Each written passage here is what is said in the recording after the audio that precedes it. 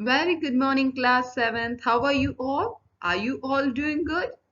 I'm Kaushalya Rajpurohit, your English teacher, and today we are going to complete chapter 2 after 20 years. We have already started the chapter, so please take out your textbooks, right? We know that Bob and Jimmy are two best friends and they have made an appointment to meet each other, right? 20 years back, right? So now we have seen that Bob is here and he meets a policeman. Now let us see whether Jimmy arrives at the place or not. The policeman twirled his club and took a step or two, right? So already Bob have told policeman that he have done very good, pretty good in West, and now he is expecting his friend to be here anytime, right? So policeman was satisfied and he started to move. I'll be on my way. Hope your friend comes around all right. Going to call time on him sharp, right? So what he's saying that I hope your friend comes at exact time, that is 10 o'clock, or you will not waiting for him if he's late. I should say not, said the other, that is Bob. I'll give him half an hour at least. If Jimmy is alive on the earth, he will be here by that time. So long, officer, right? So what he's saying that I'll be not be that particular for time, right? That is exact 10 o'clock. I'll be waiting extra half an hour for him because if he is alive, he will be here. Good night, sir, said the policeman, passing on along his beat, trying doors as he went, right? So he started his strolling, he started checking that everything is okay, and he started his walk. About 20 minutes the man waited, and then a tall man in a long overcoat with collar turned up to his ears hurried across from the opposite side of the street. He went directly to the waiting man, and now he was waiting. The Bob was waiting, and he waited for 20 minutes. And now there was a man who was coming towards Bob. Let us see who is he. Right? They have told us about his appearance. He is a tall man. He is wearing a long overcoat with collars turned up. So his collars are open, right? They are turned up to his ears. Hurried across from the opposite side to come near the Bob. Is that you, Bob? He asked doubtfully. So I think he's Jimmy, right? Because he asking about Bob. So he asked, is that you, Bob? He asked doubtfully. Is that you, Jimmy Wells? Cried the man in the door. And now Bob was very excited, right? He was expecting his friend Jimmy Wells, and now he's very excited to see him. Bless my heart, exclaimed the new arrival, grasping both the other's hand with his own, right? So the new arrival, that is Jimmy Wells, was very, very excited to see his friend. It's Bob, sure as fate. I was certain I would find you here if you were still in existence. Well, well, well. 20 years is a long time, right? So what Jimmy Wells said, that I knew that if you were alive, I will be finding you here at this time. And 20 years was a very, very long time, as we all know, right? Because we make so many promises and not always, it is not always possible to fulfill, right? And to fulfill a appointment, right, to obey appointment which was made 20 years back on the same date, exact date, time, that is not always possible, but he knew that his friend was true and he will be making it. The old restaurant gone, Bob. I wish it had lasted so we could have had another dinner there. How has the West treated you, old man?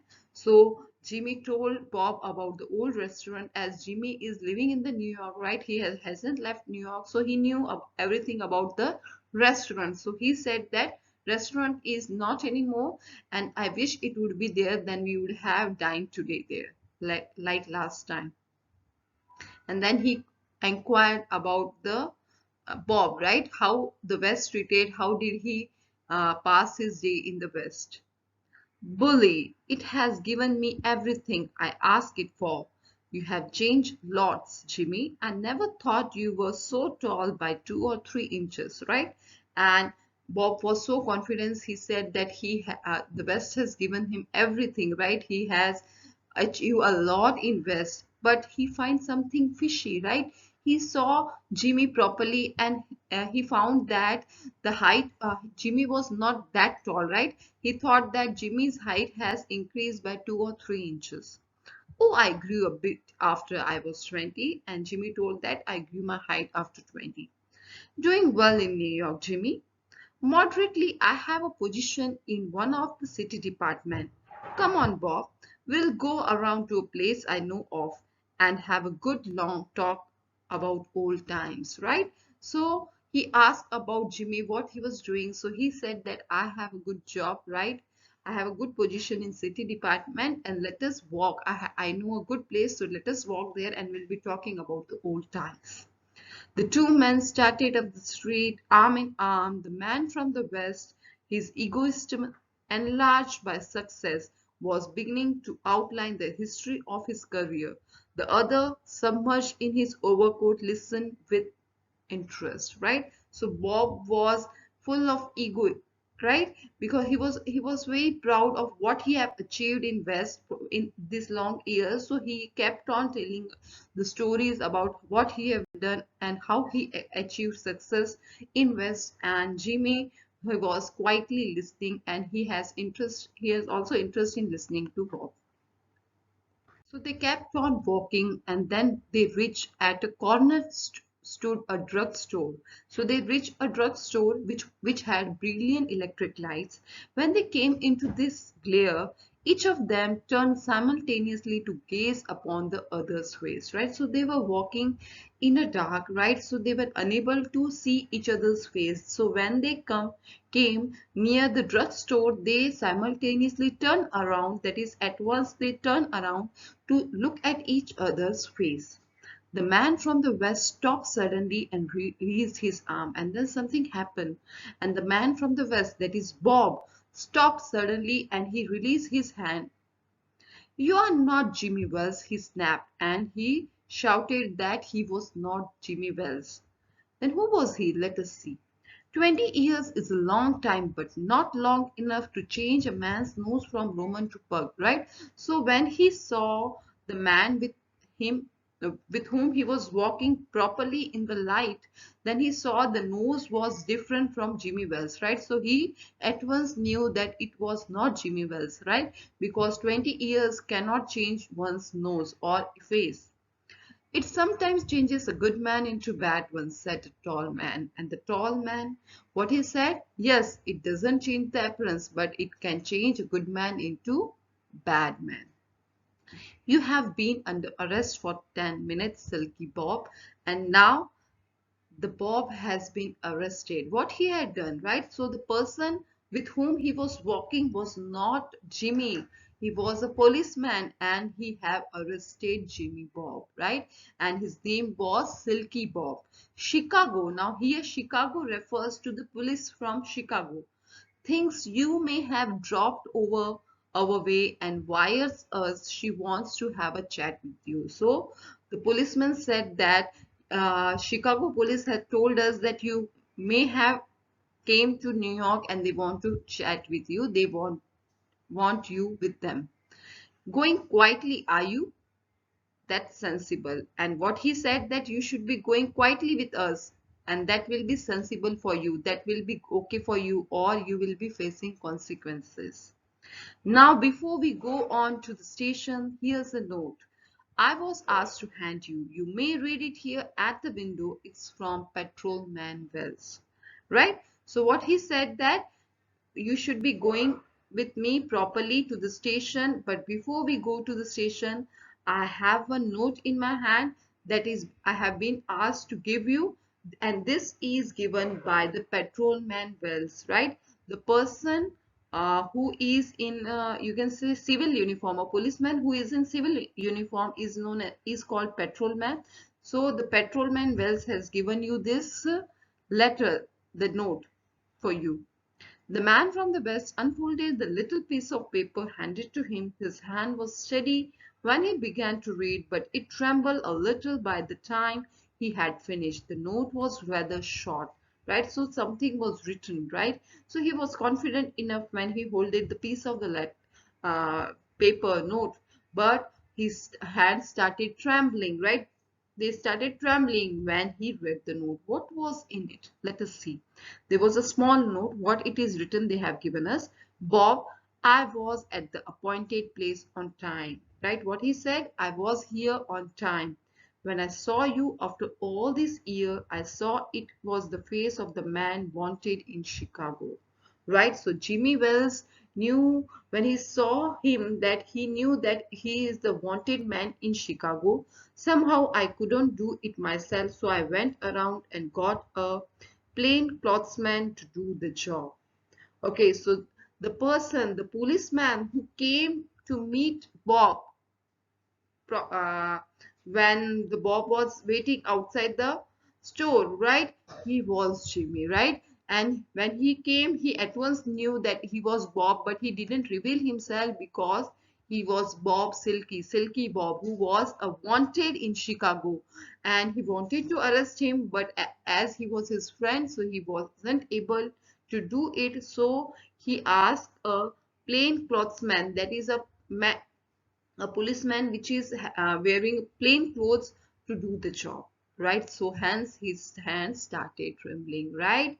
So the policeman which with whom Jimmy met, sorry, Bob met first was Jimmy, right? But he didn't reveal himself because he knew that his friend is no more a good man. He had turned into a bad man, that is Silky Bob, and he asked another policeman to arrest him, right? So here the chapter ends, right? Now tell me, class, what do you learn from this? As at the start of the chapter also I have told you something that you will be learning right now. In this story we have two characters, one is Jimmy and one is Bob. Both are true friends, right? At the younger age, when they are very young, that is 18 and 20, they both are innocent noble persons, right? But Bob is over ambitious, right? He want to have you can say uh, acquire success anyhow, and then he used inappropriate things, right? He did inappropriate things to get success, right? That's why he was wanted in Chicago, right? And here Jimmy Wells, right? He was a steady man, right? He kept on working hard, and today he is a policeman, right? Both of them work hard, but Bob did inappropriate things, and Jimmy, he didn't do anything wrong. He adhered to whatever was taught to him, right? Now, when he met Bob, he could have met him, right? He would have ignored, but he didn't ignore his responsibility, right? Bob was his truest of friends, right? Even though he chose the correct path, right? He chose the correct path instead of his friend, right? That is what we learn in this chapter. So what we learn is being firm, determined to stand by what is appropriate, what is right. So we need to stand to the things which are right, right? Whether a person is even our friend, right? Like the Bob was, right? We need to stand by what is true, what is appropriate. Avoid undue peer pressure to do inappropriate things. So in your age, it is, as I have told you, peer pressure is pressure which we get from our group, right? To do something which is inappropriate, so we should be avoiding that, right? See, we all know what is correct, what is incorrect, right? But if someone is doing, let them do it, but it is not necessary that to get attention or to get into a group you also do the same things, right? So you should be firm, for because you learn a lot of things. You are been learning a lot of good things from your parents, from your family, from teachers, right? But what happens at the teenage, there are many distractions, right? And student even if they don't want, they want to be in the group, so they do such things, right? So that is you have to do, right? You have to be firm.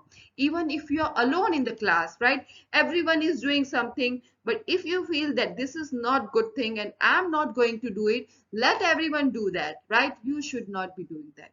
So that is what is taught in this chapter. So I hope you have learned your lesson, right? And this lesson I think you will be not forgetting. So this will be all for today. Have a nice day. Thank you.